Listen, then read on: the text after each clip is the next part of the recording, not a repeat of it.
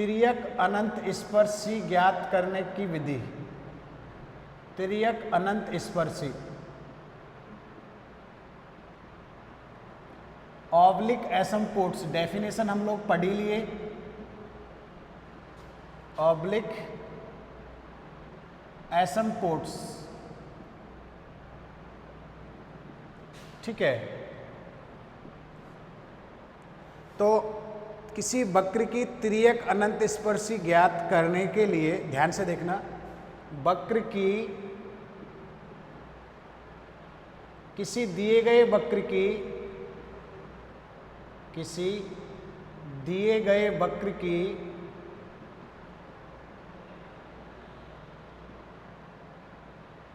की अनंत स्पर्शी तिर्यक अनंत स्पर्शी ज्ञात करने के लिए तिर्यक अनंत स्पर्शी ज्ञात करने के लिए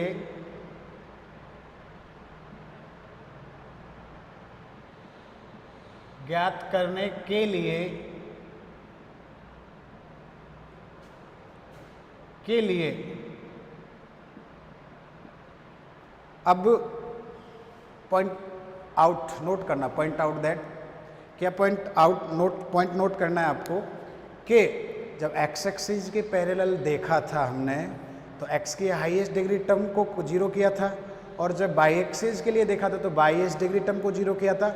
जब आप लोग ऑब्लिक एसिम्पोट्स निकाल रहे हो, एसिम्पोट्स जो आपको ऑब्लिक निकालनी है तिर्यक, तो ना तो x एक्सिस की हाईएस्ट देखोगे ना बाई एक्सिस की, दोनों का मिलाकर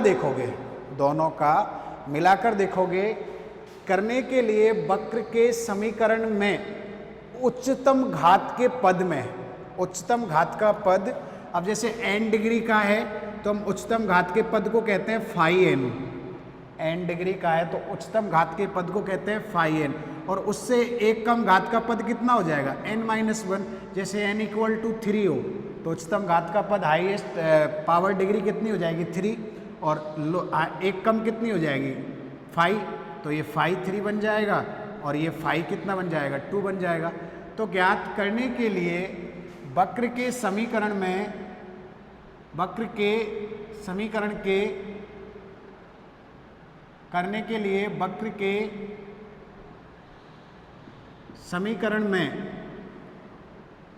उच्चतम घात के पद में उच्चतम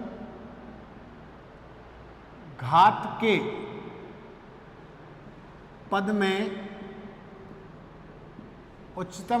के पद में बाई के स्थान पर तो क्या रखोगे, बाई के स्थान पर तो हम लोग रखते हैं स्मॉल m, पद में बाई के स्थान पर स्मॉल m तथा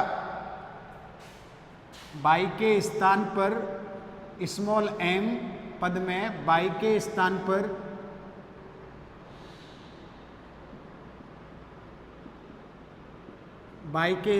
पर स्मॉल m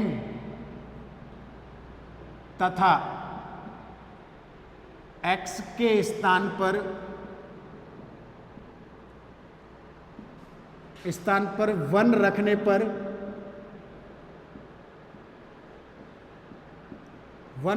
पर हमें फाई nm प्राप्त होता है, फाई nm प्राप्त होता है। अब देखो ये क्यों कर रहे हैं कि आप लोग जानते हो सरल रेखा का जो इक्वेशन होता है y = mx प्लस क्या होता है c, y = mx प्लस क्या होता है c। यहाँ पे जो m होती है ढाल dy/dx, या लिमिट इसका वैल्यू होता है x tending to infinite y/x भी होता है यहाँ पे। तो y के स्थान पर m रखते हैं और x के स्थान पर रखते हैं हम लोग 1, तो प्राप्त होता है। तब ध्यान से देखो, फाई nm को 0 करके, तब इसको 0 करेंगे और m के अलग अलग मान ज्ञात करते हैं। इसको सॉल्व करके अलग अलग क्या ज्ञात करते हैं, मान ज्ञात करते हैं।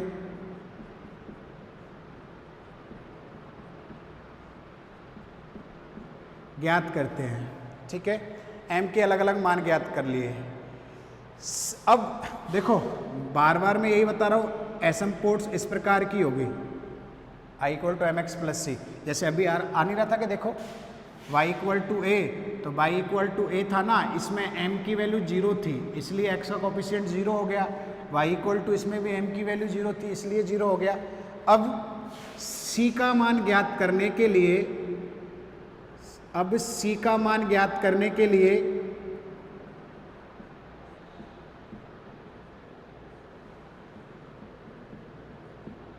या ऐसे लिखो, m के अलग अलग मानों के संगत, m के अलग अलग मानों के संगत,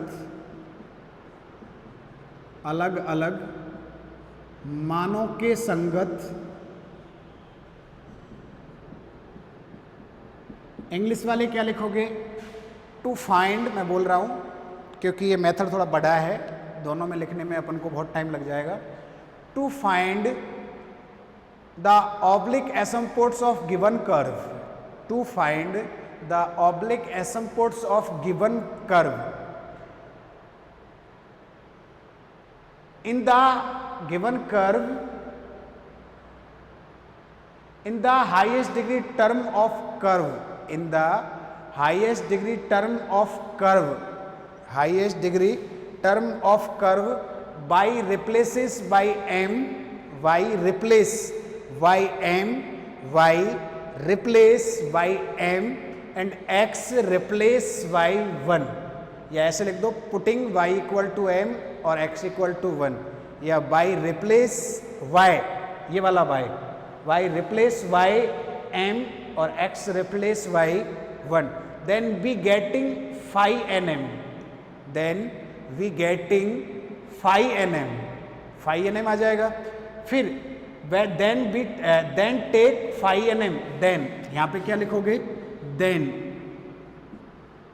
phi nm इक्वल टू 0 करोगे और find the different values of m, phi nm equal to 0 लिखोगे and finding the different values of m and different values of m, then for the then corresponding the different values of m, corresponding the different values of m, वो अब आगे लिख रहे हैं, corresponding the different values of m के संगत c के मान ज्ञात करने के लिए, c के मान ज्ञात करने के लिए,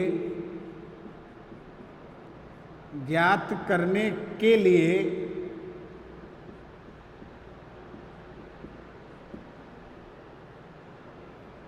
उच्चतम घात के पद से, उच्चतम घात के पद से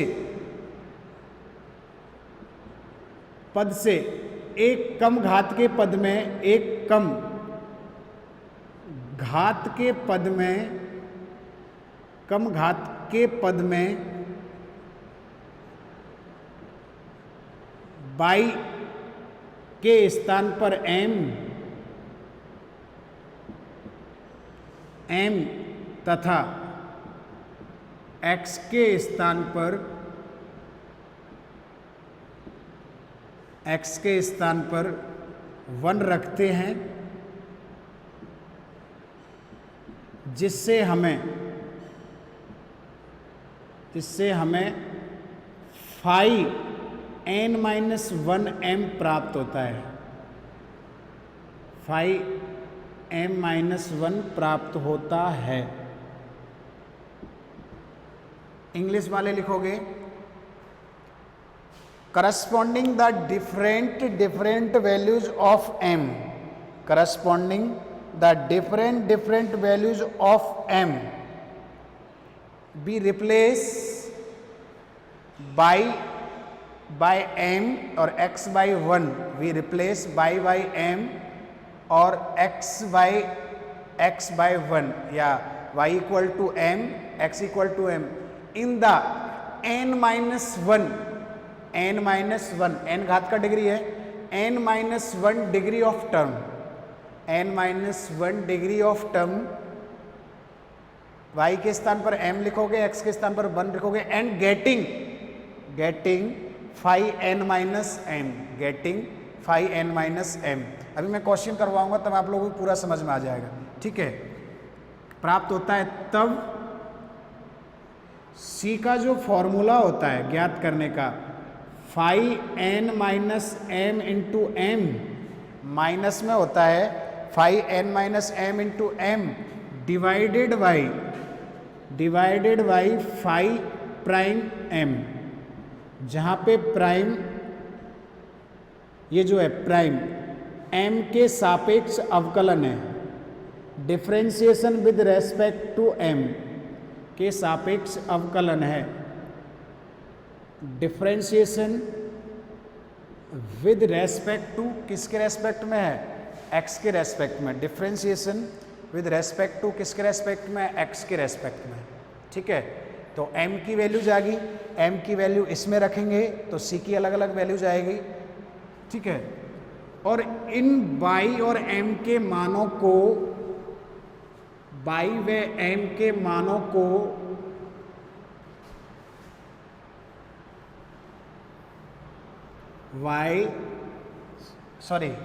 m व c के मानों को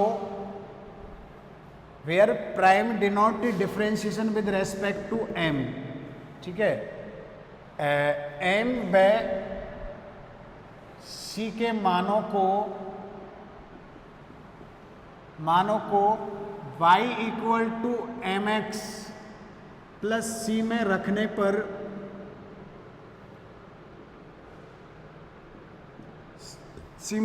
पर दिए गए वक्र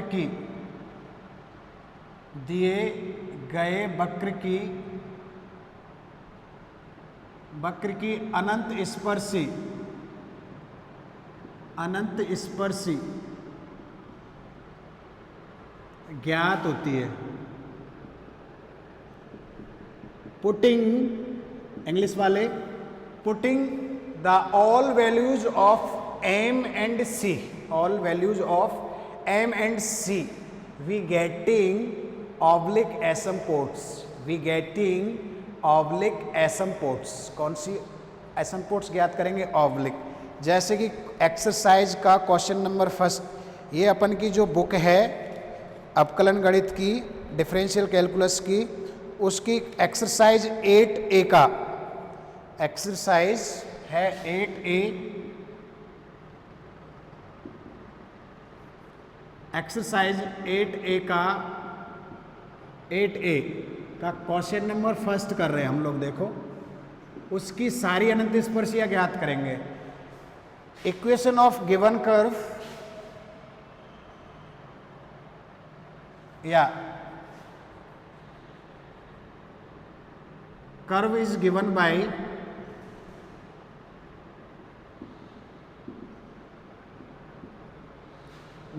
बाय दिए गए वक्र का समीकरण,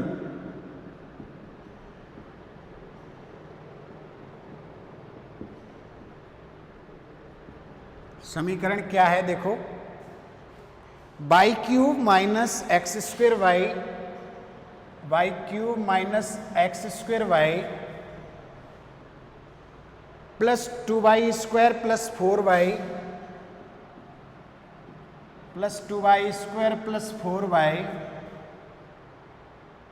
प्लस x इक्वल टू क्या है 0। ये आपके समीकरण नंबर हो गया 1। ध्यान से देखें, ये इक्वेशन नंबर हो गया हमारे 1 हो गया, ठीक है। इसमें हाईएस्ट डिग्री टर्म कौन सा है, 3 घात का ये वाला है, 3 डिग्री 3 घात का। ये कितने घात का है, 2 घात का। और ये कितने घात का है, 1 घात का। ये घात मतलब होता है डिग्री, 3 डिग्री 2 डिग्री और 1 डिग्री, यानी n के स्थान पर कितना हो गया 3, n-1 के स्थान पर कितना हो गया 2, जो हम लोग वहाँ पे ले रहे थे n-1 और n-2, हालांकि हम काउंट नहीं करते इस मेथड में, वो हो गया 1। तो ये सारी बात ध्यान रखें। अब x अक्ष के समांतर, अक्षों के समांतर निकालते मैंने क्या कहा था, कोई भी आपको इक्वेशन दे रखी होगी उसमें सबसे पहले आप लोग x एक्सिस के पैरेलल एसिम्पोट्स को देखोगे। सबसे पहले एक्स एक्सिस के पैरेलल एसिम्पोट्स को देखोगे कि एक्स एक्सिस के पैरेलल एसिम्पोट्स कितनी हैं, एक्स एक्सिस के पैरेलल एसिम्पोट्स कितनी हैं वो देखोगे सबसे पहले। तो वो देखने के लिए क्या करोगे आप लोग, देखो y की उच्चतम घात देखो, y का हाईएस्ट डिग्री टर्म कांस्टेंट है, so there is no any asymptotes parallel to y axis, because y axis का कोफिशिएंट यहाँ पे क्या है, कांस्टेंट। x की उच्चतम घात ये है 2, लेकिन इसका कांस्टेंट नहीं है तो x एक्सिस के पैरेलल होगी। तो यहाँ पे लिखोगे सिंस y की उच्चतम घात का गुणांक, y की उच्चतम घात का गुणांक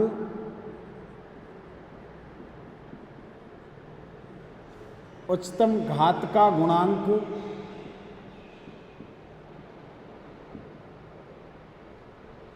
अचर है। मैंने नोट लिखवाया था, अगर अचर होता है तो अनंत स्पर्शी नहीं होगी, अचर है। अतः y अक्ष के समांतर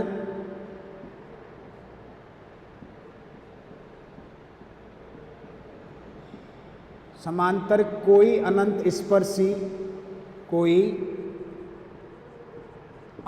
स्पर्शी नहीं है। Since highest coefficient of highest degree term, English वाले लिखोगे since coefficient of highest degree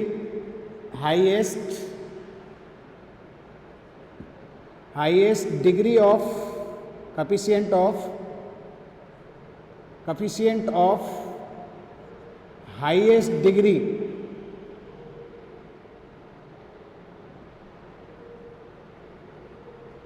of y is 0, so there is no asymptotes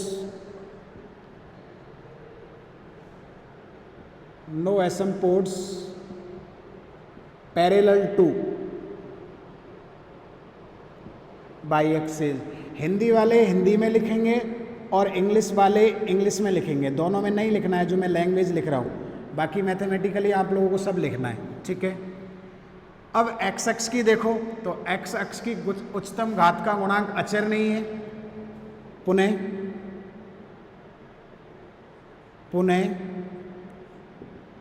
x की उच्चतम घात का गुणांक, x की उच्चतम घात का गुणांक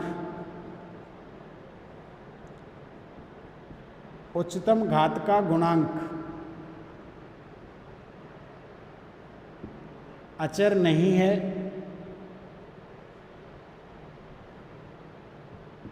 coefficient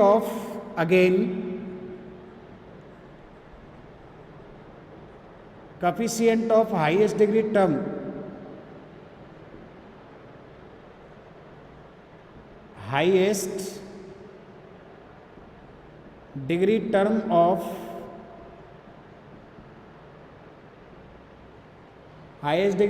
of x is not a constant,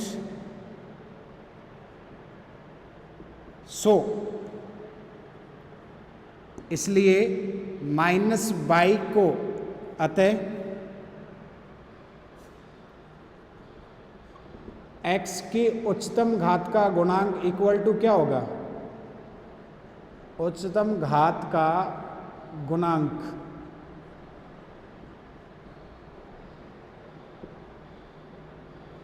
equal to क्या होगा, 0। इंग्लिश वाले लिखोगे so coefficient of highest degree term of x equal to, so coefficient of highest degree term of x equal to क्या करोगे, 0। इक्वल टू में क्या कर दोगे, 0।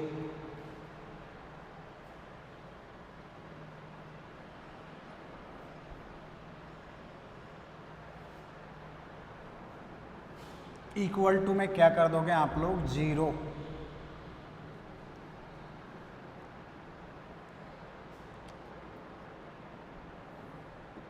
ठीक है, तो कितना है x की हाईएस्ट टर्म का कोफिशिएंट, यही है ना x स्क्वायर, तो माइनस बाई इक्वल टू कर दोगे 0। This implies that y equal to 0 आपके क्या आ जाएगी, अनंत स्पर्शी। बाई इक्वल टू 0, और बाई इक्वल टू 0 खुद कौन होता है, एक्स एक्सिस ही तो होती है y equal to 0। X axis पे ही तो बाई इक्वल टू 0 होता है, यानी कि एक्स अक्ष ही, अर्थात अतः एक्स अक्ष ही दिए गए, एक्स अक्ष बाई इक्वल टू 0 ही दिए गए समीकरण की अनंत स्पर्शी है, दिए गए समीकरण की अनंत स्पर्शी है। एक तो ये बात भी आप लोग नोट कर लें क्या, कि जितनी इसकी उच्चतम घात होगी किसी भी समीकरण की, एल्जेब्रिक समीकरण की, एल्जेब्रिक इक्वेशन कहते हैं इनको, जितनी होगी उतनी ही उसकी अनंत स्पर्शियाँ होंगी, उतनी ही उसकी क्या होगी, अनंत स्पर्शियाँ। अब जैसे ये 3 घात का है, 3 डिग्री का है, अगर ये 3 डिग्री का है तो इसकी एसिम्पोट्स कितनी होंगी, देयर आर 3 एसिम्पोट्स, 3, इसकी 3 एसिम्पोट्स होंगी, ठीक है। तो इसके आपके अनंत स्पर्शियाँ अब एक्स एक्सिस की खत्म होगी। अब आप लोग हेडिंग डालोगे ऑब्लिक अनंत स्पर्शी, ऑब्लिक एसिम्पोट्स,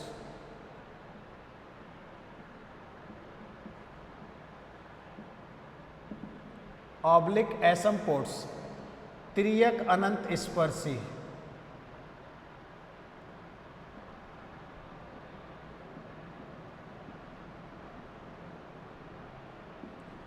तो बताओ हाईएस्ट डिग्री टर्म कौन सा है यहाँ पे, 3 घात का, मैंने लिख रखा है हाईएस्ट डिग्री टर्म 3 घात का है, उससे 2 घात का है। तो मैंने क्या बताया था, अनंत स्पर्शी ज्ञात करने के लिए हाईएस्ट डिग्री टर्म जो होगा उसमें y के स्थान पर m, y के स्थान पर तो m रखोगे और x के स्थान पर 1 रखोगे, और उसको किससे डिनोट किया था, फाई nm से। तो यहाँ पे सबसे पहले तो लिखोगे n इक्वल टू कितना है, 3, n इक्वल टू 3, ठीक है। तो ये कितना बन जाएगा, 5 3m, ध्यान से देखो, यानी कि बाइक्स समीकरण की उच्चतम घात का टर्म कौन सा है, हाईएस्ट डिग्री टर्म ये वाला है 3 घात का, उसमें बाई के स्थान पर तो रखोगे m, तो ये m क्यूब हो जाएगा, और x के स्थान पर रखोगे 1, तो ये 1 हो जाएगा, और वापिस बाई के स्थान पर ये वाला जो बाई है इसके स्थान पर वापिस में क्या रखोगे, m रखोगे, वापिस में क्या रखोगे, m रखोगे, रख दिया m, क्योंकि ये 2 घात का है, सिर्फ इसी में रखना है। अब इसको सॉल्व करो तो m क्यूब माइनस m क्या बनेगा आपके, m क्यूब माइनस का बनेगा m, बन गया। अब क्या करोगे, ये भी निकाल लो, 5n-2, तो n-1 इक्वल टू कितना हो जाएगा, 2, तो 5 भी निकाल लो। अभी ये कौन सा होता है, उससे एक कम घात का पद, तो उससे एक कम घात के पद में बाई के स्थान पर कितना रखेंगे, m, तो ये हो जाएगा 2 × m², निकाल लिया, दोनों अभी निकाल के रख दिए, ठीक है। अब m की अलग अलग values for getting different values of m, we take this value is 0, will be 0। m की वैल्यू ज्ञात करने के लिए 5 3m का क्या करते हैं, 0। m के मान ज्ञात करने के लिए getting values of m, m के मान ज्ञात करने के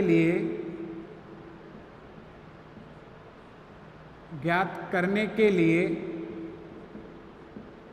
टू गेटिंग, इंग्लिश वाले लिखेंगे to getting the values of m, we take 5 3m equal to 0, यानी कि m क्यूब माइनस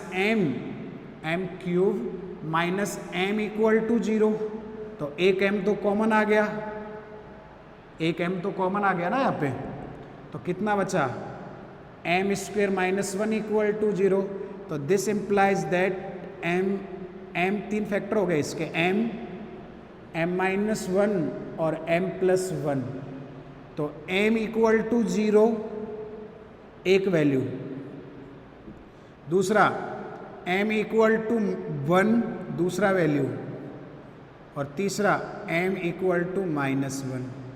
तो जो m इक्वल टू आपके 0 था वो तो आ गया, उसके करस्पॉन्डिंग मैंने ये बता दिया, क्योंकि आपके अनंत स्पर्शी आपको किस फॉर्म में निकालनी है, y equal to mx plus c type की होती है, जिसमें m का वैल्यू रखेंगे, c का वैल्यू रखेंगे। तो y इक्वल टू 0, क्योंकि m का वैल्यू 0 हो रहा है, c का मैं बताऊँगा अभी, वो तो हमारे पहले आ गई, तो इसको निकालने की ज़रूरत नहीं है। वैसे बता दूंगा मैं निकाल के एक में, हालांकि निकालने की ज़रूरत नहीं होती, ठीक है। तो अब c की वैल्यू ज्ञात करने के लिए तो मैंने c का फॉर्मूला क्या लिखा था, बताओ। c का फॉर्मूला था, देखो,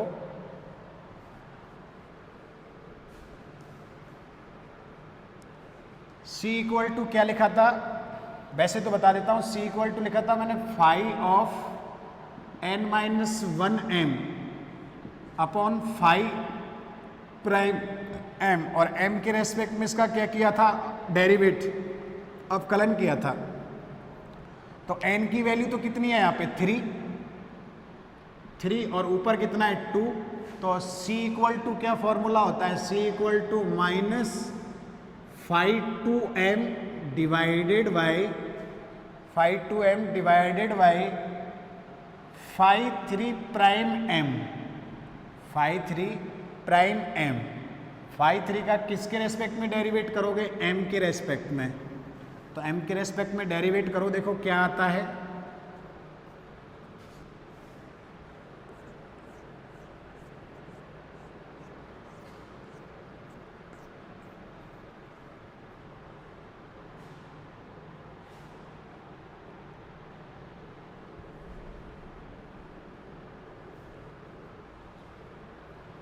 तो फाई 3 डैश m,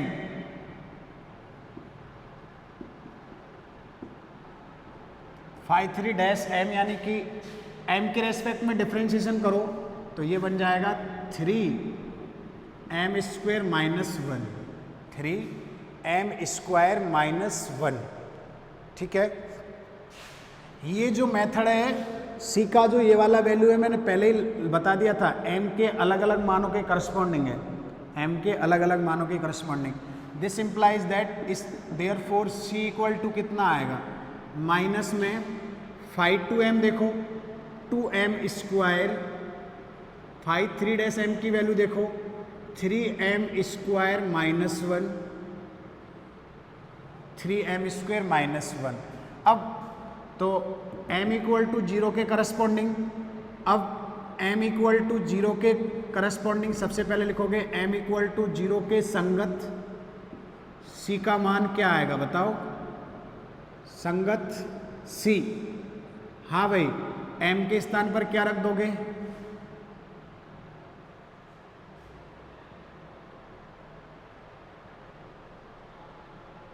m के स्थान पर क्या रख दोगे, 0, m के स्थान पर 0 रख दिया, और 3 ये भी 0 माइनस 1, यानी 0 अपॉन माइनस 1 कितना आ गया, 0 आ गया ना।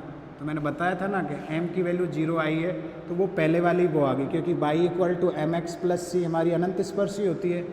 m की वैल्यू 0 रखेंगे और c की वैल्यू 0 रखेंगे तो क्या आएगा, y इक्वल टू कितना आएगा, 0। अभी लिखेंगे, हालांकि पहले c का ये वाला वैल्यू आ गया। अब y इक्वल टू करस्पॉन्डिंग होता है, करस्पॉन्डिंग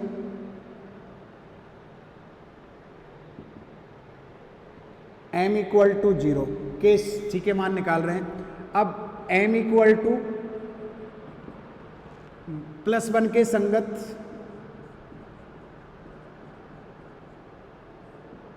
संगत क्या आएगी, देखो c का वैल्यू क्या आएगा, m इक्वल टू +1 की संगत c का value corresponding m equal to 1, तो m इक्वल टू 1 रखो यहाँ पे, तो -2 इंटू 1 का स्क्वायर है डिवाइडेड बाई 3 इंटू 1 का स्क्वायर -1, तो ऊपर -2, 3 - 1 2, कितना आ गया, -1, यानी c का वैल्यू कितना आ गया, -1। यहाँ तो c का वैल्यू 0 आया था, यहाँ c का वैल्यू कितना आ गया, -1, ठीक है। अब किसके करस्पॉन्डिंग देखोगे, m इक्वल टू -1 के संगत, इसके संगत देखो -1, तो c इक्वल टू -1 रखो तो माइनस ऑफ 2 माइनस 1 का square divided by 3 into minus 1 का स्क्वायर माइनस 1, तो ऊपर वही -2 और नीचे +2 बचेगा -1, तो सी की वैल्यू कितनी आ गई -1। अतः अनंत स्पर्शीय क्या होंगी बताओ। अतः दिए गए वक्र की अनंत, पहले y इक्वल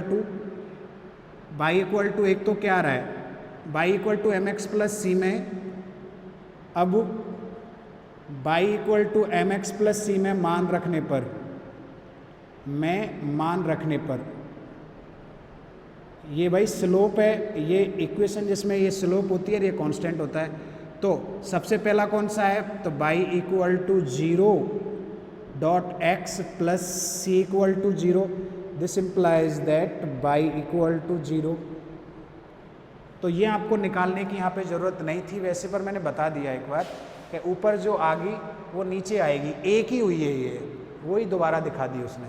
क्या वहाँ से नहीं निकालोगे तो वो यहाँ से निकल जाएगी, ठीक है।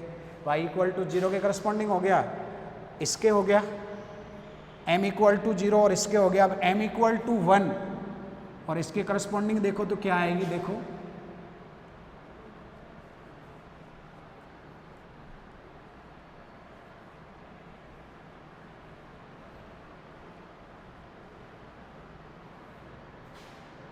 इसको देखोगे तो y equal to M X plus C में मान रखो, तो m इक्वल टू 1 और c इक्वल टू कितना है -1, तो y इक्वल टू आएगा 1 into x -1, this implies that यानी y equal to x -1।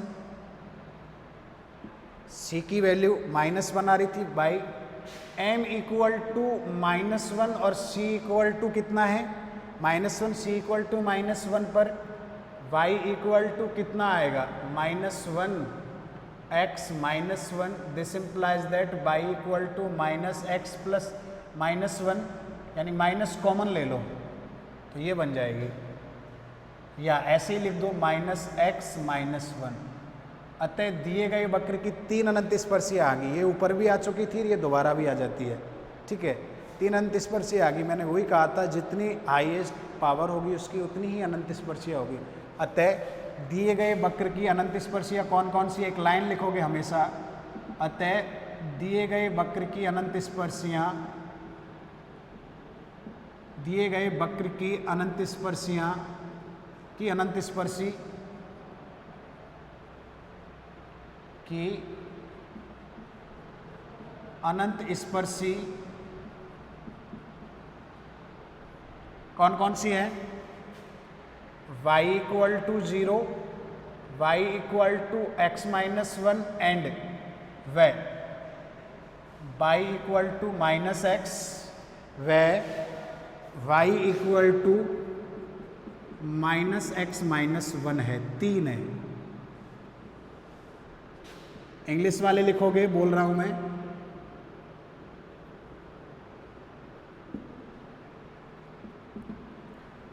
Thus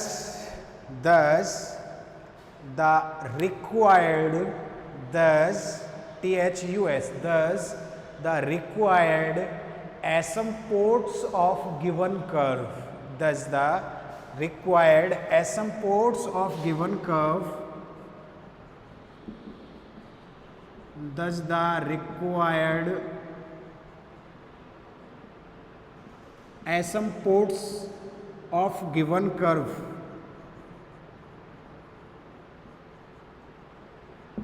given curve क्या है, r y equal to 0, y equal to x -1, ये हिंदी वाले ना लिखे भाई, नीचे वाले को, ये 3 आ जाएगी, ठीक है। तो ऐसे हम लोग जब m के मान अलग अलग हो, देखो x के पैरेलल का तो हमेशा वही मेथड रहेगा, x के पैरेलल और y के पैरेलल समांतर का तो वही रहेगा हर क्वेश्चन में। यहाँ पे जो ये ऑब्लिक जो आपके एसिम्पोट्स निकालने के तरीके अलग अलग आते जाएंगे, मैं इसको और भी छोटा करूँगा आगे जाके, और भी छोटा करेंगे हम इसको भी। जैसे काफ़ी में क्या है कि काफ़ी इक्वेशन में जो हाईएस्ट डिग्री वाला है ना, उसका गुणनखंड करना, फैक्टर करना संभव नहीं होगा, पॉसिबल ही नहीं होगा, तो उसमें हम लोग मेथड चेंज कर देंगे। हम लोग क्या करेंगे, मेथड है ना जो चेंज कर देंगे, वो आगे इंस्पेक्शन मेथड आता है, फैक्टर मेथड आता है, बहुत सारे मेथड आते हैं। ये है जब सी का ये वाला फॉर्मूला कब यूज में लिया जाता है, सी का कल हम यूज करेंगे या जैसे ही आएगा, सी का ये वाला फॉर्मूला कब यूज किया जाता है, जब एम के अलग अलग मान आए। तो यहाँ पे एम के तो मान ही अलग अलग थे, 0 था, 1 था और -1 था। अब एम के अगर 2 वैल्यू रिपीट हो तो सी का फॉर्मूला मैं अलग बताता हूँ, सी का फॉर्मूला अलग होता है। एम की 3 वैल्यूज रिपीट हो तो अलग होता है, 4 वैल्यूज रिपीट हो तो अलग होता है, वो बढ़ता जाता है। और फिर मेथड भी हम लोग धीरे धीरे चेंज करेंगे, जितना हम लोग चाहे उतना क्वेश्चन को छोटा कर सकते हैं, क्योंकि मेथड बहुत सारे होते हैं। लेकिन शुरू में हम लोग सिर्फ एक ही मेथड समझते हैं, अपन को याद नहीं रह पाएगा, इसलिए सिर्फ यही वाला मेथड कि सबसे पहले इक्वेशन दे रखी है, उसमें हाईएस्ट डिग्री का पद देखिए, उसमें एक्स एक्सिस के पैरेलल और वाई एक्सिस के पैरेलल अनंत स्पर्शी ज्ञात करने के लिए ये देखिए कि उसका कांस्टेंट, उसका जो कोफिशिएंट है कांस्टेंट तो नहीं है, और कांस्टेंट नहीं है तो उसके कोफिशिएंट को जो हाईएस्ट डिग्री टर्म है उसको 0 के बराबर करोगे, 0 के बराबर करोगे, एक्स एक्सिस के को करोगे एक्स एक्सिस के पैरेलल आ जाएगा, और वाई एक्सिस को करोगे वाई एक्सिस के पैरेलल आ जाएगा। अगर है तो लिख दोगे, और अगर नहीं है तो ऐसे लिख दोगे कि अक्षों के समांतर कोई भी अनंत स्पर्शी नहीं है एक्सिस के पैरेलल, there is no asymptotes parallel to axis, coordinate axis, ठीक है। फिर ऑब्लिक पे निकालोगे, अगर कोई नहीं है तो सारी की सारी ऑब्लिक होंगी। अब जैसे इसमें पैरेलल थी लेकिन ऑब्लिक से भी वही आया, तो इसको यहाँ पे निकालने की ज़रूरत नहीं थी, वैसे मैंने निकाल दिया लेकिन निकालने की ज़रूरत नहीं थी क्योंकि ऊपर हम लोगों ने पहले ही निकाल लिया था, ठीक है। फिर ऑब्लिक का वही, उसका जो उच्चतम घात का पद है उसमें y के स्थान पर m रखोगे, x के स्थान पर 1 रखोगे, फिर उसको 0 करोगे, m के मान निकालोगे, फिर m के मानों के साथ के लिए पहले phi 2m निकाल लेना, उससे एक कम घात से पद से m के सारे मानों के लिए निकालने के बाद phi 2m और phi 3' निकालने के बाद m के सारे मानों को 1/1 c के लिए सॉल्व करके इसमें रखोगे, और c की जो वैल्यू आ जाएगी तो फिर फाइनली y m और c की वैल्यू इस वाली इक्वेशन में रखोगे, क्योंकि स्लोप फॉर्म है किसी भी टेंजेंट लाइन का, किसी भी लाइन का इक्वेशन ये होता है। और हम लोग जानते हैं अपन की जो टेंजेंट लाइन जो एसिम्पोट्स होती है इस पर अनंत स्पर्शिया होती है, वो भी एक टेंजेंट लाइन होती है। कहाँ पर जाके होती है, इन्फिनिट डिस्टेंस पे जाके होती है ओरिजिन से। तो उसमें m के स्थान पर रख देंगे, ये वाली रख देंगे, तो ये आपके एसिम्पोट्स आ जाएंगे। इनको अगर ऐसे दे रखा हो ना तो कंफ्यूज मत होना, हो सकता है आंसर ऐसा भी हो कि इसको उधर ले जाए, इसको उधर ले जाएंगे तो x + y - 1 = 0 हो जाएगा, इसको इधर ले जाएंगे, इनको दोनों को इधर ले आओ तो x + y + 1 = 0 हो जाएगा। तो ये जो है ये कौन कौन सी होंगी, y = 0 तो मैं x एक्सिस बता ही देता हूँ, देखो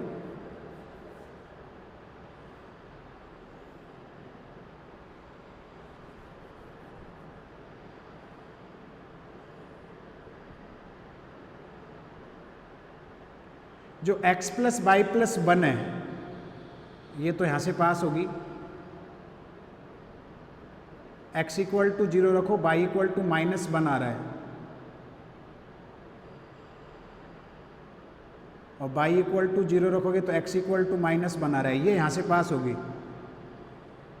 ये वाली x + y + 1 = 0, किस किस से 0, -1 जो भी कर्व होगा, और ये वाली होगी -1, 0 से, त्रियक है ना, पैरेलल नहीं है। ये वाली जो होगी ये यहाँ से पास होगी, ये दोनों पैरेलल आएंगी, ये दोनों पैरेलल आएंगी क्योंकि इनकी ढाल सेम है। ढाल दोनों में m का मान था, मैंने कुछ गलत तो नहीं कर दिया, x + y अलग अलग है, अलग अलग है दोनों। तो यहाँ पे देखो y = 0, x = 1, x = 0, y ये यहाँ पे होगी 1, 0 और 0, -1, इसकी ढाल अलग है, इसकी ढाल अलग है, ठीक है। तो ये तो आपके ये वाली होगी, ये आपके x + y, ये बनाना नहीं है, मैं समझा रहा हूँ सिर्फ, x + y - 1 = क्या होगा आपके 0। तो इस प्रकार से हम लोग एसिम्पोट्स फाइंड आउट करेंगे, ठीक है। आगे काफ़ी सारे क्वेश्चन है जो 1 बाय 1 हम लोग सॉल्व करेंगे इनको।